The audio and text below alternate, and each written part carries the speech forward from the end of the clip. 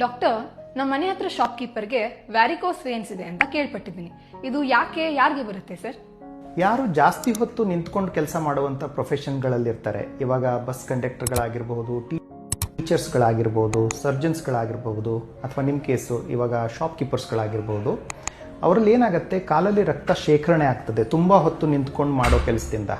ಆವಾಗ over a period of time, over years, ಆ ರಕ್ತನಾಳಗಳು ಹಾರ್ಟ್ ಕಡೆಗೆ ಬ್ಲಡ್ನ ಪಂಪ್ ಮಾಡೋದ್ರಲ್ಲಿ ಊದ್ಕೊಳ್ತವೆ. ಅದಕ್ಕೆ ನಾವು ವೆರಿಕೋಸ್ ವೇನ್ಸ್ ಅಂತ ಕರಿತೀವಿ. ಸರ್, ವೆರಿಕೋಸ್ ವೇನ್ಸ್ಗೆ ಸರ್ಜರಿ ಬೇಕಾಗುತ್ತಾ ಸರ್? ಎಲ್ಲ ವೆರಿಕೋಸ್ ವೇನ್ಸ್ ಪೇಷಂಟ್ಗಳಿಗೆ ಸರ್ಜರಿ ಅವಶ್ಯಕತೆ ಇಲ್ಲ.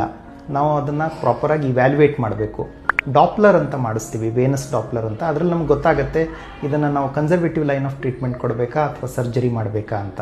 ನಾವು ಕೆಲವೊಂದು ಲೈಫ್ ಸ್ಟೈಲ್ ಮಾಡಿಫಿಕೇಷನ್ಸ್, ಜಾಸ್ತಿ ಹೊತ್ತು ನಿಂತ್ಕೊಂಡಿರೋ ಪ್ರೊಫೆಷನ್ನ ಸ್ವಲ್ಪ ಅವಾಯ್ಡ್ ಮಾಡಿ, ಆಮೇಲೆ ರಾತ್ರಿ ಮಲಗಬೇಕಾದ್ರೆ ಕಾಲುಗಳನ್ನು ಸ್ವಲ್ಪ ಎತ್ತರದಲ್ಲಿ ಇಟ್ಕೊಂಡು ಮಲ್ಕೊಳ್ಳಿ. ಆಮೇಲೆ ಸ್ಟಾಕಿಂಗ್ಸ್ ಅಂತ ಬರ್ತದೆ, ಕಾಲಿಗೆ ಒಂದು ಟೈಟ್ ಆಗಿರೋ ಸಾಕ್ಸ್ನ ಹಾಕೊಳ್ಳೋಕೆ ಹೇಳ್ತೀವಿ. ಅದನ್ನು ಬೆಳಿಗ್ಗೆಯಿಂದ ರಾತ್ರಿವರೆಗೂ ಆ ಟೈಟ್ ಆಗಿರೋ ಸಾಕ್ಸ್ನ ಹಾಕ್ಕೊಂಡ್ರೆ ಅದಕ್ಕೆ ಅವರಿಗೆ ಹೆಲ್ಪ್ ಆಗ್ಬೋದು.